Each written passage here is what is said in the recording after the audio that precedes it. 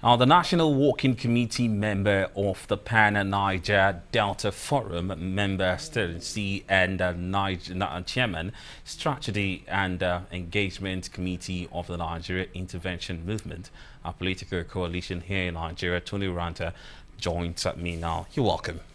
Thank you. Now let's go straight to this issue. Now, what exactly, what successes is the president hinging or building this intention and declaration upon, talking about his desires to indeed rerun in 2019? Well, you did hear him, or he. We have not really heard him. We've only heard reports of him by his spokesman and one or two governors, and they have reported him as saying he's responding to the clamor of Nigerians that he returned in 2019. That is a refrain I've heard since 1999. Nigerian leaders never come out because they have a change program, but because the people are urging them to come out. It must stop. Things must change. People must run because they have a program, because they have a plan, and because they have decisively put themselves out there to make a change to the lives of the ordinary Nigerians. Having said that, however, Buhari's declaration to run again is a welcome development. Now let's talk about your thoughts, talking about him hinging it on supposed achievement or whatever. Now let's go back to 2015 when he indeed contested. Well, he indeed anchored his desire to run on some particular mission. We're talking about him promising to fight corruption. We're talking about improving security and talking about also improving the economy. Now, if we are indeed to look at these three aspects, well, are there, evidences of successes, or perhaps are there things on ground that definitely would necessitate the president saying, well, I have a desire to rerun so that I can finish this? I suppose it is perspective. And if a man promised in 2015 that he was going to dance a peculiar dance, and he now says he wants to continue dancing that dance because he didn't start or finish the dance in the first term, we have to ask ourselves the question, was there a dance at all? And in my answering that, I would like to look at the three issues again. The issues of the economy. We went into a recession mainly because the Mr. President surrounded himself with a bunch of people who misguided him. Because you are only as good as your advisors. His advisors were so obstinate that even when local, foreign, multinational experts in the economy kept saying, you are going down the wrong path, they said, no, we are going down the right path. As far as the anti-corruption war is concerned, from day one, and I'll keep repeating this, it has not been fully hinged on the rule of law. If it were, there would have been convictions by now. It has been hinged more on trial by media. We cannot gainsay the fact that there has been humongous corruption in this country from before and especially during the Fourth Republic. But when you want to fight it, you fight it by establishing systems, by establishing institutions, and by adhering yourself to the rule of law. This has not been done, and so I believe that is why not that many convictions have come out of all the hue and cry. The third most important area is the area of security.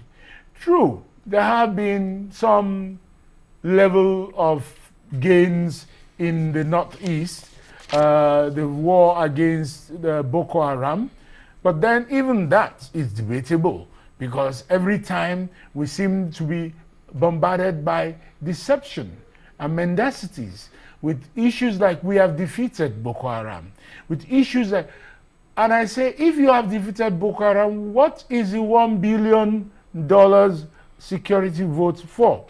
But even more pressing than Boko Haram is the issue at the moment of the Fulani herdsmen. Some say these are not even Nigerian Fulanis, and that worsens it in my view, because are you saying that people are invading Nigeria and the security forces are watching? However, I believe that one of the problems is that the people themselves have lost what they should have as empathy and faith in the security forces. At this point in time, well, I'm also very curious as regards, the fallout of this particular development. And that's because, well, we seem to have noticed situations where, a year before the election, a year before upcoming elections, well, governors, presidents, well, they declare interest, and all of a sudden it seems that governance stops. Well, are we at risk of having this situation again? Well, thank God right now the president declared and then went some medical break. So was it a medical break? Well, we were told that he indeed, went to indeed have some meetings before the Commonwealth. I think, well, again, I've heard so many things from the Nigerian government in the last couple of years which have not resonated properly with truth. And so I take everything with more than a large spoonful of salt, not just a pinch of salt. So, okay, he went for meetings, all good.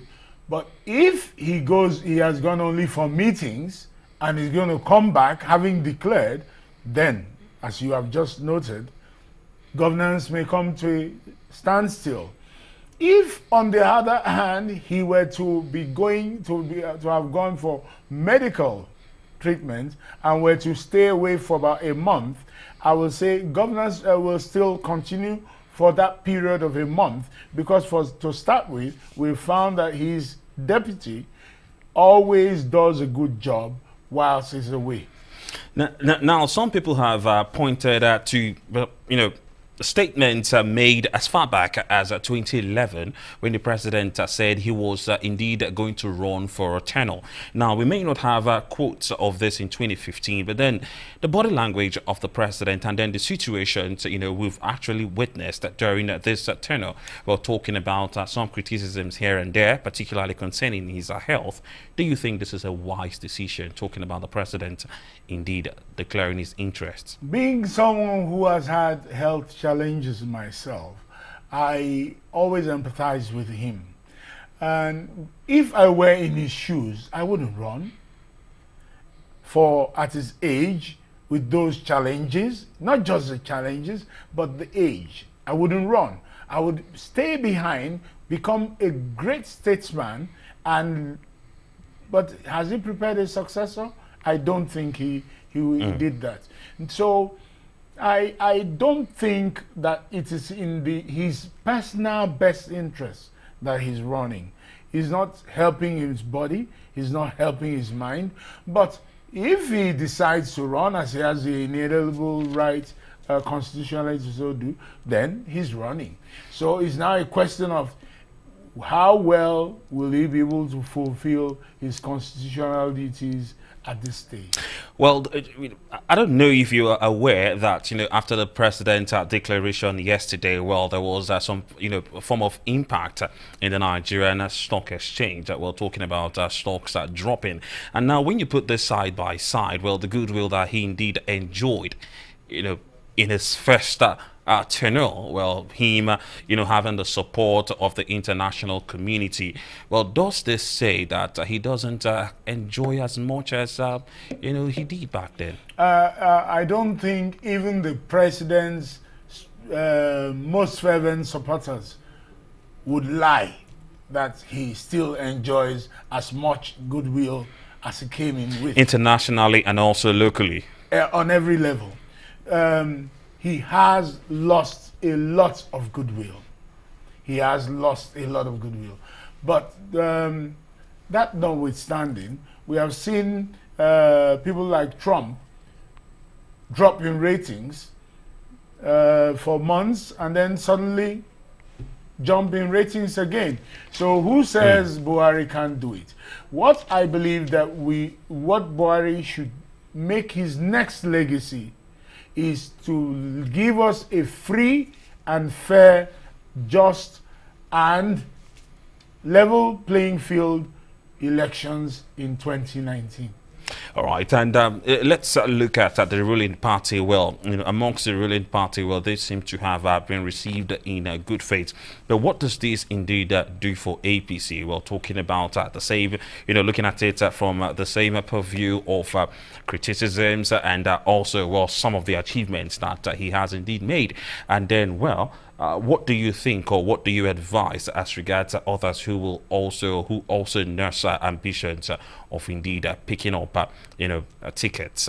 Oh, I think every aspirant. For example, we've got Kwakwanso, and everybody knows Kwakwanso is one of the strongest APC aspirants.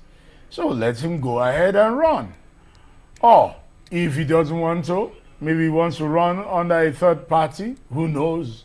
But the point is, everybody has a right to run if you so desire to do so. And you may have seen feelers in the media, traditional and social, teasers rather, that NIM, the Nigeria Intervention Movement, the third force, has been evaluating different people, Donald Duke, Obiose Ezekwesili, Patutomi, who, by the way, is interested in running for governor. We're pressed for time, but I don't know if you can do this in 20 seconds. Well, also, well, what are the chances for others? Well, considering the fact that, well, you want to talk about running against the incumbent. He beat an incumbent, didn't he? 2015, there was an incumbent, Goodluck Jonathan, and Muhammadu Buhari beat him. So it's possible he could be beaten, but then whether it's likely, we still have to wait to see. The primaries have to be held, and then the general elections have to be fought for. Well, I must say thank you so much for joining us tonight on Newsnight. Thank you so much.